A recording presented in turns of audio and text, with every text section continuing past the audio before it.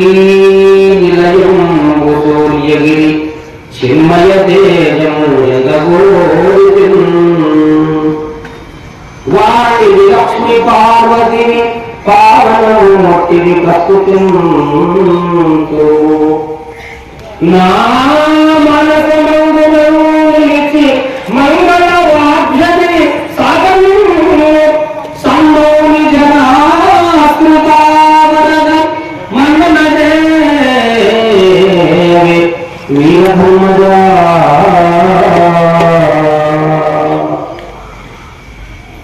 జగద్గురు కోటిలింగేశ్వర వీరభద్రమాత కాలసమయంలో మరణం వెళుతూ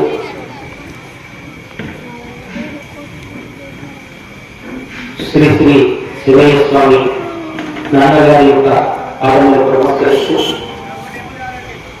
ఈ వార్షికోత్సవానికి చేసినటువంటి పెద్దలు చిన్నలు అమ్మలు అక్కలు అయ్యలు అందరికీ కూడా శరణాగతి తెలియజేస్తూ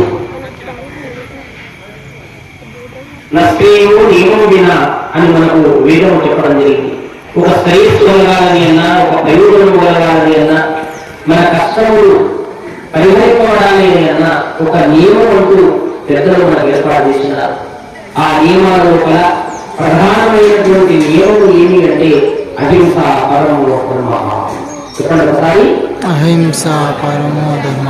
ఈ ధర్మాన్ని ఆనాటి కాలం నుండి కూడా వేదాలలో చెప్పబడి ఉన్నది. కానీ ఎవరు కూడా బాహటంగా ఆచరణాత్మకంగా నిర్మోహమాటంగా ఘంటాపథంగా ఎవరు కూడా ఏ వేదవేత్తలు కానీ పీఠాధిపతులు కానీ కేవలం శాస్త్రములలో చెప్పింది ఏదో ఒక్కడి నుంచి రాలే తప్ప ఆచరణాత్మకంగా ఈ జగానికి చూపించి ఈ లోకానికి తాను వినాహారిణి అని బ్రతికి ఒక్క మెతుకు కూడా తాను తినకుండా కోట్లాది మంది జనానికి అన్నదానాన్ని తాను ఏర్పాటు చేసి జీవనాన్ని కొనసాగించి ఒక జగజ్యోతిలాగా కలిగినటువంటి పరమాత్మ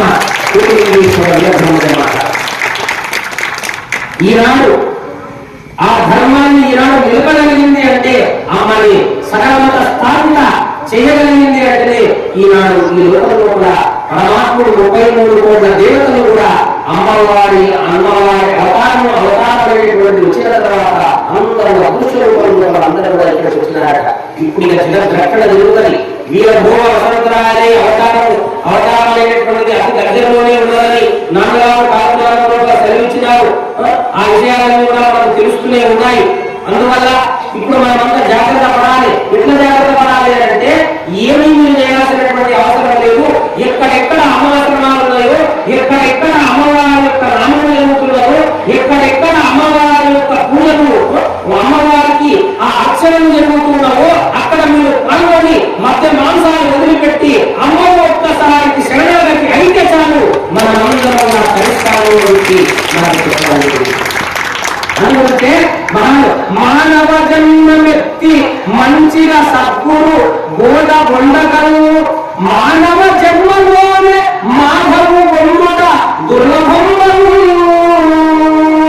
మానవ జన్మలోనే మద్యము మాంసము మనుమారలే మానవ జన్మలోనే మద్యము మాంసము మనుమారలే మానవుల తథ్యమిగా మాన్యులు వారలే వీరధర్మజ అని అమ్మవారు నా చేత పద్యాన్ని వ్యాయించింది. అంటే మానవుడే మానవుడు అని అమ్మవారు చెప్పినారు. ఆయన పరమాత్ముడు ఎక్కడో లేదు, నీలోనే ఉన్నాడు. ఏ క్షేత్రానికి వెళ్ళినా కూడా ఈ దేవుడు వద్దనే ఆ దేవుడు కనపడుతున్నాడా, ముందు నీవు దేవుడు కావాలి. దేవుడు కావాలి అంటే నీవు ఏం చేయాలి అంటే ఏదో నామాలు పెట్టుకొని తర్వాత ఏదో రుద్రాక్షమాలు వేసుకొని తర్వాత దాని కూడా స్నానం చేసి పూజ చేస్తే దేవుడు దగ్గర ఏమో దేవుడు దగ్గర కాదు కదా. అమ్మ ఒకటే ఒక మాట చెప్పింది, నాయన నీ లోపల ఉన్నటువంటి ఆ యొక్క ఆత్మతత్వాన్ని ఆ జ్యోతిని ఎవరైతే దర్శనం చేసుకొని అన్ని ప్రాణులలో కూడా పరమాత్ముడు ఉన్నాడని భావించి ముందు నీవు సంపూర్ణంగా అభిమానులను వదిలిపెట్టి అన్ని ప్రాణులను కూడా నీవు రక్షించినప్పుడు అప్పుడు నీవు వేడుకటువంటి మాధవ వైఖరి అమ్మగారు నిరూపించినటువంటి దేవత. అందుకంటే నీ లోపల ఆ యొక్క ఆత్మతత్వం ఉన్నది, ఆ జ్యోతి దర్శనం ఉన్నది. ఆ జ్యోతి కనపడాలి అంటే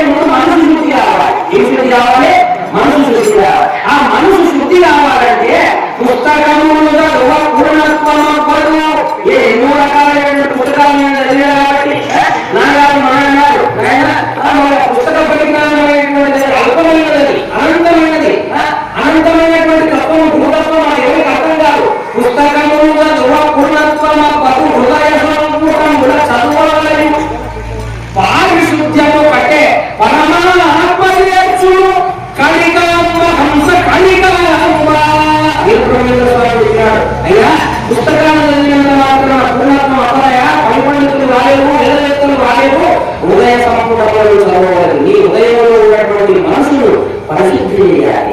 ఏం చేయాలి? ఆ పరిశుద్ధి చేయాలి అంటే ఎట్లా పరిశుద్ధి అవుతుంది? ఎట్లా పరిశుద్ధి అవుతుంది? ఆ పరిశుద్ధి అనేటటువంటి ఎట్లా జరుగుతుంది అంటే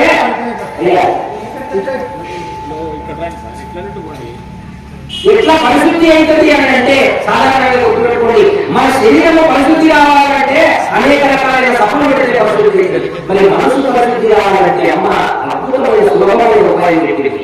ఏమైనా ఉపాయం అంటే కామ క్రోధ లోభ మూఢ మదాశ్రయులున్నవి అష్టమనములున్నవి నేను లేనని అహంకారం పడుతున్నాడయా మానవుడి యొక్క మనసు. ఆ మనసును పట్టాలి. ఆ మనసును పరిశుద్ధి చేయాలంటే దాని మూలాధారం ఏంటి అంటే యథా అన్నం తథా మనః.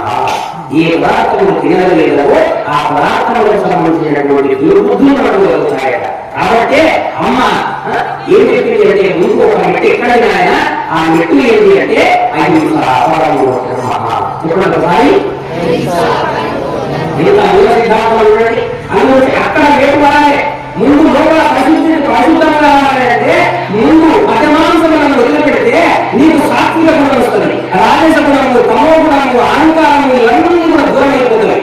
అప్పుడు దూరం అయిపోయిన తర్వాత అప్పుడు హృదయ సంపుటముల అయ్యో పారిశుద్ధము అంటే పరమాత్మ చేయొచ్చు. పరిశుద్ధమైనటువంటి హృదయం ఏనాడైతే నీకు అయిందో అప్పుడు ఏమవుతుంది అంటే ఎప్పుడు నువ్వు పరిశుద్ధమయ్యావో, ఎప్పుడు మతమాంసాలు వదిలిపెట్టావో, నీ ఇంటి లోపల పరిశుద్ధత ఎప్పుడైతే ఏర్పడిందో అప్పుడు నీ హృదయం లోపల శ్రీశివ పట్టుకుని వచ్చి కూర్చుంటుంది. మాట్లాడాలని అందరికీ ఈ అవకాశాన్ని ఇచ్చినటువంటి పెద్దలకు మరొకసారి మనస భాష పితృ శుద్ధి గారికి నమస్కరిస్తూ సూర్య నుండి క్షేత్రం నుండి విచ్చేసినటువంటి నాన్నగారి పరివారంలో ఉన్నటువంటి మా సత్యప్ప నాన్న అన్నగారు ఒక్క 5 నిమిషాల పాటు వాళ్ళు మాట్లాడిన తర్వాత నాన్నగారి యొక్క అనుగ్రహ భాషను పొంది దయచేసి అందరూ కూడా చప్పట్లతో వారి యొక్క పరివారాన్ని